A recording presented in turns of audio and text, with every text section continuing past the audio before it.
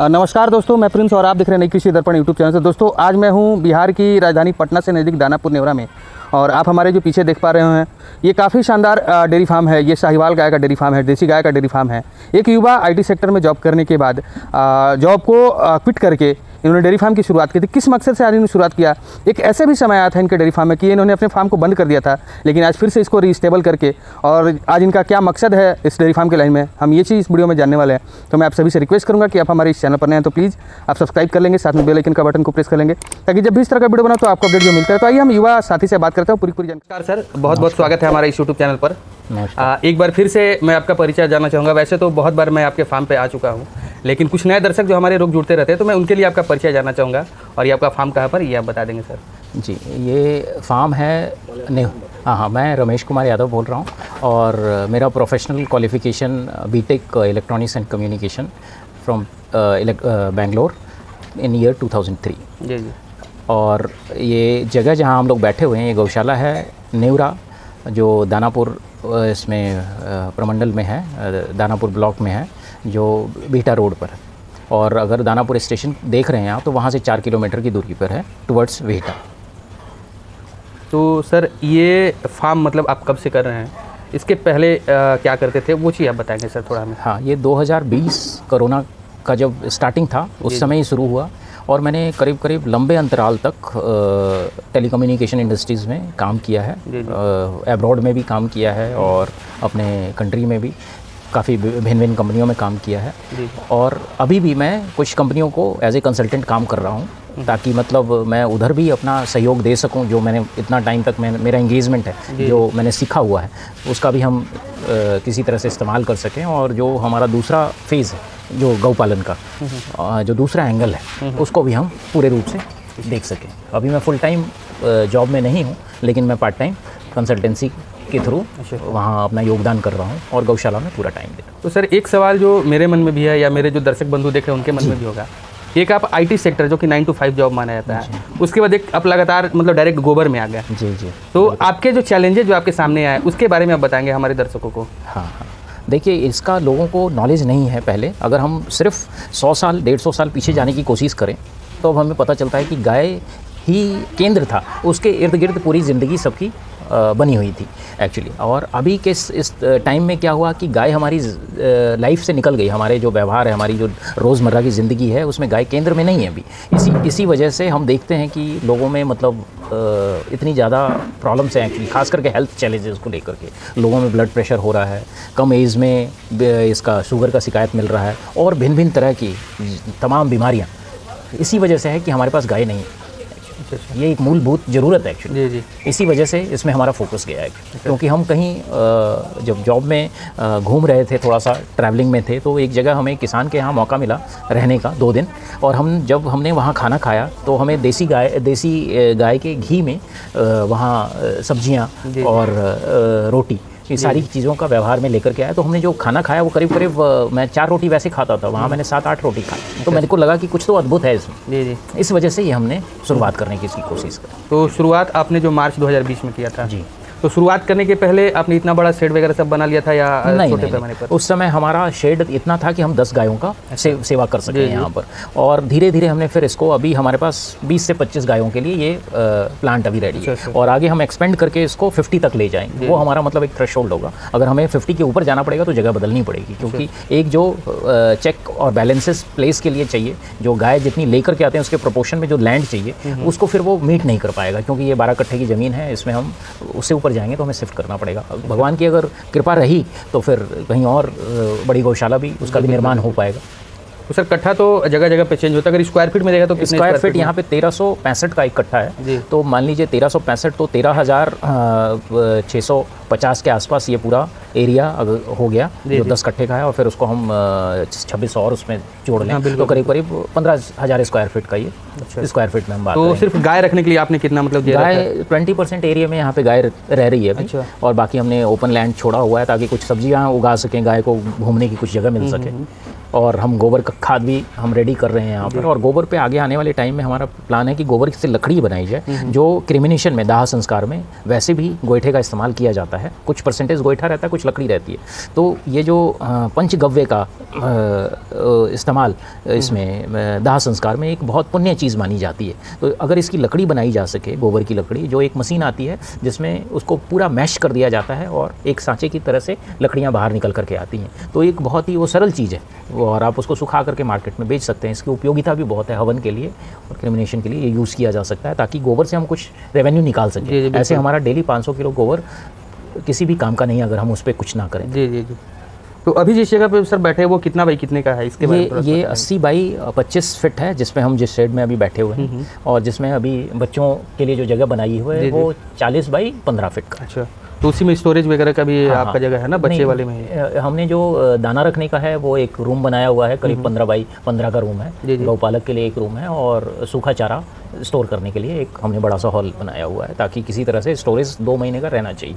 अगर मान लीजिए बारिश हो गई, कभी ऐसी आपदा हो गई, तो अगर फुडर नहीं रहेगा तो आपके हाथ पैर कट जाएंगे पूरे। बिल्कुल। और पानी की व्यवस्था भी हमने ऐसा टैंक बनाया हुआ है, ताकि 10 दिन अगर बिजली किसी वजह से कट जाती है तो हमारे पास सारा का सारा चीज़ अवेलेबल रहेगा, जो हम नेचुरली इसको सर्वाइव कर सकते हैं। उतने दिन में फिर हमारे पास बैकअप आ जाएगा कोई ना कोई। तो सर जो साहिवाल, अभी आप साहिवाल पे काम कर रहे हैं, तो जो साहिवाल होती है उनका दूध ऐसा माना था कि कम होता है, HF वगैरह का दूध 30 प्लस 40 तक भी गया है अभी, और भी अदर राज्य में। ये तो आप इस पर ही क्यों है, इसके बारे में बताएंगे? ये एक मूलभूत कारण है जो, और ये भ्रांति भी है एक्चुअली कि देसी गाय दूध कम करती है। हम किसी तरह से उस ब्रीड को संभाल नहीं पाए। आज हम किसी भी गाय को कह देते हैं कि ये साहिवाल है, लेकिन अगर हम उसके 2 या 3 पीढ़ी पीछे जाते हैं तो ये देखते हैं कि यार ये तो जर्सी का बच्चा था। अच्छा। हाँ, जो साहिवाल में कन्वर्ट हुआ है, क्योंकि हमारे पास जो धरोहर थी देसी गायों की वो हमने लुप्त कर दी एक्चुअली, उस पर हम फोकस नहीं कर पाए और हम जर्सी गाय को लेकर के आ गए। और इसका एक कारण ये भी है कि जब श्वेत क्रांति हुई थी 1965 के आसपास, आज़ादी के जस्ट थोड़ा सा बाद, तब ये फोकस किया गया कि एक यूनिट से गाय को गाय नहीं मान करके एक यूनिट माना गया कि उससे आप कितना आउटपुट ले सकते हैं। तो कहीं ना कहीं उसमें हमारी गाय रिप्लेस हो गई, सबको सीमेन लग गया जर्सी और फ्रीजियन का, और हमारी देसी गाय जो सब जगह भगवान ने बांटी हुई थी गाय, जैसे गुजरात में जाइए तो गिर मिलेगी आपको, राजस्थान में जाइए तो वहाँ राठी मिलेगी आपको, पंजाब में आपको साहिवाल मिलेगी, आप पहाड़ों में चले जाते हैं तो वहाँ बद्री गाय मिलेगी आपको, जैसे इधर की क्षेत्र में आते हैं यूपी में तो गंगातीरी बहुत अच्छी नस्ल है वो मिलेगी, बिहार में बछौर मिलेगी। तो इस तरह से विभाजन पूरे जगह पे भगवान ने ये सृष्टि में रच दिया था कि जहाँ का जो गाय है, लेकिन वो सभी देसी गाय होती थी, तो उसका हम्प होता था और उसका दूध जो है वो A2 प्रोटीन होता था। उसमें A2 प्रोटीन का मतलब है कि जो BCM मॉलिक्यूल होता है, अगर हम किसी भी चीज़ को माइक्रोस्कोपिक लेवल पे देखते हैं तो उसमें जो लास्ट में जो एलिमेंट्स निकल करके आता है, तो ये सारा सुपाच एक्चुअली सब कुछ इसमें डाइजेस्ट होता है, सारा प्रोलीन का मात्रा है। जो BCM 7 मॉलिक्यूल है जर्सी फ्रीजियन में, उसका जो हम क्या कहते हैं नेचर देखेंगे तो वो सुपाच नहीं है एक्चुअली, डाइजेस्ट उसमें कुछ ना कुछ ऐसा मॉलिक्यूल्स है जो डाइजेशन में आपको दिक्कत करता है और पूरा डाइजेस्ट नहीं हो पाता। इस वजह से ये रिकमेंड किया जाता है कि अगर हो सके तो आप देसी गाय का ही दूध। अच्छा। मैं ये नहीं कह रहा कि जर्सी HF ना रखें, कोई व्यवसाय कर रहा है तो उसके लिए अच्छा है। अगर मान लीजिए कि बड़े लेवल पे करना है तो किसान रख रहे हैं और उसकी सहायता से उनकी ज़िंदगी अगर बेहतर होती है तो हम ये किसी को नहीं कह रहे हैं कि नहीं रखना है, लेकिन फर्स्ट प्रायोरिटी हमें देसी गाय को देनी है और इसका बचाव भी करना है ताकि सृष्टि बच सके। नहीं तो क्या होगा कि लोगों में इतने ज़्यादा रोग हो जाएंगे और कहीं ना कहीं हम 50-60 साल की उम्र में यहाँ से चल बसेंगे, अपना शरीर त्याग देंगे, क्योंकि अगर हमारा सेहत ही नहीं रह पाएगा तो फिर बाकी चीज़ तो दूसरे नंबर पे आती है। सेहत सबसे, हेल्थ इज़ वेल्थ। अगर हेल्थ नहीं है तो कुछ भी नहीं है। अगर हो सके तो सभी लोग अगर इतने सक्षम हैं, अगर उनके पास जगह है तो एक देसी गाय जरूर रखनी चाहिए। अच्छा। तो सर जैसे 10 गाय से आपने शुरुआत किया था ना? हाँ। तो वो 10 गाय आप कहाँ से लेकर के आए थे? वो हम श्री गंगानगर और सूरतगढ़ अच्छा लेकर के आए, और 1-2 गाय हमारी गुजरात बॉर्डर से भी आई। अच्छा। तो 10 गाय का जो बैच आया, जब वो गाय यहाँ पर आई तब जो मिल्क बताया गया था कि ये 12 लीटर कर रही है, ये 14 लीटर कर रही है, जब हमारे फार्म पे आई तो सीधे उसका दूध आधा हो गया, डिप हो गया। कोई 7 लीटर दोनों टाइम मिला करके कर रही है, कोई 5 लीटर कर रही है। अच्छा। तो ये मेरे लिए बहुत बड़ा सेटबैक था कि मैं लेकर के क्या आया और मुझे मिला क्या, क्योंकि आपके पास दूध ही नहीं होगा तो आप लेकर के क्या जाएंगे और आप कैसे सस्टेन कर पाएंगे। अगर सस्टेन नहीं कर पाएंगे तो फिर आपको बहुत सारे नेगेटिव्स आपके ऊपर बर्डन कर देंगे और आपको लगेगा कि आपका ये गलत डिसीजन है। सबसे पहले सिलेक्शन बहुत इंपॉर्टेंट चीज़ है। अच्छा। अगर आप कर रहे हैं तो उसको सिलेक्शन में थोड़ा सा टाइम लीजिए और तभी उसको जाकर के सिलेक्ट कीजिए। अच्छा। अगर उसका ब्रीड में कोई भी दिक्कत है या फिर उसका क्या कहते हैं रख रखाव में आपको उसकी जानकारी पूरी नहीं है, तो पहले देखें कि एक सक्सेसफुल गौपालक कैसे इस चीज़ को निभा रहा है, तभी उस चीज़ को आगे करें। अच्छा अच्छा। तो जैसे जब आपने 10 गाय लेकर के शुरुआत किया, तो उसके बाद सर आपके साथ क्या क्या अप डाउन्स हुआ, अपनी जर्नी के बारे में थोड़ा सा हमारे दर्शकों से रूबरू कराएंगे। मुझे कुछ ज़्यादा नॉलेज नहीं थी, हम सिर्फ गाय के सेवा भाव में और इससे स्नेह में लेकर के आ गए। और जब हमें पता चला कि सिर्फ स्नेह से काम नहीं चलता है, आपको इनका day in day out curriculum, discipline, ये एक तरह का आज तो डेयरी में इंजीनियरिंग भी होती है, बहुत बड़ी पढ़ाई है जी। इस तरह के संस्थान हैं भारत में जो आपको सिखाते हैं कि किस तरह से हम डेयरी एग्रीकल्चर को लेकर के जा सकते हैं। तो हम सिर्फ लेकर के आना और इनको खाना दे देना, इनका जिस तरह से दूध निकाल देना, ये काफ़ी नहीं था। हमें चैलेंजेस आए, काफ़ी दूध सबका गिरने लग गया, सबकी मतलब जो रिपीट क्राइटेरिया होता है वो हमें देखने को मिल गया कि भाई किसी तरह से गाय कंसीव नहीं कर पा रही, कंसीव कर रही है तो उसको क्या कहते हैं 1-2 गाय छट भी गई, जिसे अबॉर्शन कहते हैं। तो इस तरह से हमें काफ़ी चैलेंजेस आए क्योंकि हमें जानकारी बिल्कुल नहीं थी, बस गाय सिर्फ स्नेह था। तो स्नेह के साथ साथ जब हमने जानकारी ली और सीखा गलती करके, खुद इतनी सारी नुकसान सह करके, तब जा करके आज की डेट में 3.5 साल बाद हम इस स्टेज पे हैं कि हमें लगता है कि हाँ अब कंट्रोल कर सकते हैं चीज़ों को, अब गलती नहीं होगी हमसे। फिर भी खुदा ना खास्ता गलती तो ऐसी चीज़ है जिसे अवॉइड नहीं किया जा सकता, लेकिन आप उस पर हमेशा एक रिस्क क्राइटेरिया फिक्स कर सकते हैं कि भाई मेरे को ज़्यादा से ज़्यादा होगा तो यही होगा, इससे ज़्यादा नहीं होगा। तो जो परेशानियां सर आपको झेलनी पड़ी, उसको आपने कैसे टैकल किया, उसको एक एक करके आप बताएंगे सर थोड़ा। मैं ये नए गौपालकों के लिए एक तरह का करिकुलम हो सकता है, उनके लिए एक जानकारी का बहुत बड़ा सोर्स हो सकता है जो मैं अपने अनुभव के माध्यम से सबके साथ शेयर करना चाहता हूँ। जैसा मैंने बोला कि पहला आपको ब्रीड, सबसे पहली चीज़ आप जो लेकर के आए, पैसा मत देखिए, 10,000 ज़्यादा लगा दीजिए, लेकिन गाय अच्छी लाइए और नई गाय लाइए। जो फर्स्ट टाइमर है, जो हेफर है, अगर उसको लेकर के आते हैं तो वो आपको परफॉर्म करेगी ज़्यादा अच्छा से। अगर सेकंड टाइम वाली लेकर के आते हैं वो भी ठीक है, कोई भी गाय थर्ड के बाद लेकर के आना अच्छा नहीं है क्योंकि उसका ऑलरेडी 25% लाइफ तो चला गया है और फिर उसमें जो बचा है 75%, वो लास्ट का जो 15% 20% है वो भी रिस्क जोन में रहता है। तो आपके पास इफेक्टिवली 50% रह गया। तो जो गाय आप 1.25 लाख की लेके आ रहे हो उसकी कॉस्टिंग तो वैसे ही कम होगी, वो 60,000 की वैसे ही होगी। जी। इसीलिए अगर नई गाय आप लेकर के आते हैं तो आपके पास पूरा लंबा टाइम रहता है उसके साथ काम करने के लिए। और ये गाय करीब करीब 10 से 15 बच्चे देती है देसी, और लंबे टाइम तक इनका प्रजनन होता है और लंबे टाइम तक ये दूध भी देती रहती है। ऐसा नहीं है कि HF की तरह की 3-4 बच्चे देने के बाद फिर इनकी प्रजनन क्षमता ही खत्म हो जाती है, फिर हमें ऐसे ही छोड़ना पड़ता है इसको। तो उसके बाद ब्रीड सिलेक्शन अपने बता दिया। सबसे पहले ब्रीड सिलेक्शन है, फिर आप इस एक वेटनेरियन के माध्यम से आप इनकी जानकारी लें, खास करके न्यूट्रिशन की, और जो एक इसका क्या कहते हैं डे इन डे आउट जो हेल्थ के ऊपर जो चैलेंजेस रहते हैं, जैसे कि हल्का फुल्का किसी को कभी जाड़ा बुखार आ जाता है सर्द गर्म की वजह से, सर्दी और इसकी वजह से, तब आपको क्या फर्स्ट एड होना चाहिए आपके पास। हर चीज़ के लिए आप डॉक्टर के पास नहीं जाने चाहिए, आपके पास कम से कम इतना होना चाहिए कि आप कोई भी चीज़ आए तो उसको 2 दिन खुद टैकल कर सकें। सूजन आ गई या फिर उसको सडनली शूट हो गया टेम्परेचर, फिर क्या करना है, तो कुछ दवाइयाँ आपके पास रहनी चाहिए, एक किट रहना चाहिए। पहला ब्रीड हो गया, फिर थोड़ा मेडिकल के ऊपर आपको थोड़ा सा ज्ञान होना चाहिए। तीसरा, आपके पास मार्केट होना चाहिए। अगर दूध आपके पास रेडी है तो जाएंगे कहाँ, और मार्केट में लोग आज ऐसे ही आपके 100-125 रुपये का दूध नहीं ले लेंगे। उनके पास बहुत सारे क्वेश्चंस होते हैं कि हम इतना पैसा क्यों दें आपके दूध के लिए, और क्या हम आपसे ही क्यों लें, और 50-40 वाला जो दूध मिल रहा है वो हम क्यों। तो आपको इफेक्टिवली बताना पड़ेगा कि ये बेहतर कैसे है, वहाँ आपको एक्सप्लेन करना पड़ेगा, और एक्सप्लेन करने के बाद वो खुद संतुष्ट होंगे तब जाकर के आप निकाल लेंगे। क्योंकि इसमें फ़ैट ज़्यादा है, इसमें सुगंध आती है, आप ये दूध रोटी खा सकते हैं। सबसे बड़ी बात, जो सुधा का या थैली वाला कोई भी दूध है वो आप डायरेक्टली पी भी नहीं सकते। इसमें आप पियेंगे तो लगेगा कि एक गिलास और पीऊँ। ये जो जिज्ञासा है, तृष्णा है, वो यहाँ पे आपको देखने को मिलती है कि आपका मन नहीं भरता, आपका पेट भरता है इससे। अगर दही खा रहे हैं या इसका घी खा रहे हैं तो लगेगा कि और खाते रहे, आपको उससे पेट नहीं भरेगा। जी। तो जैसे आपने एक मार्केटिंग बता दिया, ब्रीड बता दिया, उसके बाद मैनेजमेंट के बारे में, जैसे आपने बताया हीट वगैरह का जो प्रॉब्लम आपको होता था, तो वो कैसे उसको टैकल किया आपने? जी, देखिए, अगर आपके पास प्रॉब्लम्स रिपीट की आ रही है तो जो अच्छा गायनोलॉजिस्ट है, ठीक है, जनरली क्या होता है कि गांव में जो डॉक्टर्स विजिट करते हैं उनका एक लेवल है, उस लेवल के ऊपर वो नहीं देख पाते। तो आपको जो गवर्नमेंट में, यूनिवर्सिटीज़ में अच्छे जो गायनोलॉजिस्ट हैं उनके साथ अपना एक टाइम ले करके प्रॉब्लम्स ले करके जानी चाहिए, वहाँ समझना चाहिए, उनको लेकर के आइए, कभी उनसे रिक्वेस्ट कीजिए कि किस तरह से आपको वो एड्रेस कर सकते हैं, क्योंकि सबकी लिमिटेशंस है। अगर कोई वेटनरी फील्ड से नहीं है और गाय के अंदर कोई प्रॉब्लम है तो आप उसको देख नहीं पाएंगे, वो आपको उनके हवाले ही करना पड़ेगा और टाइमली बताना पड़ेगा रिपीट का। और वैसे मिनरल मिक्सचर और न्यूट्रिशन का सारा पैमाना अगर आप अपनाए हुए हैं तो ये चीज़ें कम होंगी। हरा चारा, सूखा चारा और ख़ास करके इनको एक जो क्या कहते हैं मिनिमम बाटा होता है, जिसमें दलिया है, जिसमें खली है, चोकर है, इन सब चीज़ों को बैलेंस करते हैं तो ये प्रॉब्लम आने की संभावना कम रिपीट की। कोई भी डेयरी इसीलिए असफल हो जा रही है कि एक तो वहाँ थनैला रोग रहता है और दूसरा ये रिपीट की प्रॉब्लम आती है। जी। तब वो बर्बाद हो जाते हैं और किसान बेचारा साहस छोड़ देता है और वो फिर इससे बाहर निकलना चाहता है, क्योंकि वो उसकी बर्दाश्त की क्षमता नहीं है। वो ज़्यादा से ज़्यादा 2 या 3 महीने बर्दाश्त कर सकता है किसी गाय को जो दूध नहीं दे रही है या फिर रिपीट नहीं हो रही है। फिर कहीं ना कहीं उसके दिमाग में प्लान चलने लगता है कि अब मैं क्या करूँ इसका।